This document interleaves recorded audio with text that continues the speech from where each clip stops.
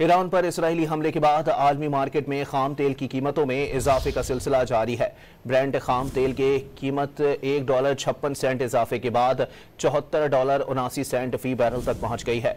अमरीकी West Texas intermediate खाम तेल $1.42 के इजाफे के साथ $73.19 फी बैरल पर पहुंच गया। तज्जियाकारों के मुताबिक मार्केट को ज्यादा तशवीश आबनाए हरमस के जरिए तरसील में खलल से है। ईरान पर इसराइली हमले के बाद आलमी मार्केट में खाम तेल की कीमतों में इजाफे का सिलसिला जारी है। ब्रेंट खाम तेल की कीमत $1.56 इजाफे के बाद $74.79 फी बैरल तक पहुंच गई है। अमरीकी वेस्ट टेक्सास इंटरमीडिएट खाम तेल $1.42 के इजाफे के साथ $73.19 फी बैरल पर पहुंच गया। तज्जियाकारों के मुताबिक मार्केट को ज्यादा तशवीश आबनाए हरमस के जरिए तरसील में खलल से है।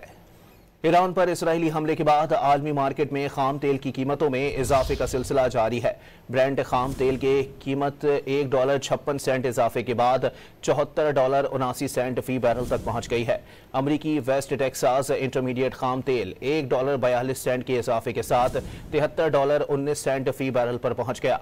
तज्जियाकारों के मुताबिक मार्केट को ज्यादा तशवीश आबनाए हरमस के जरिए तरसील में खलल से है।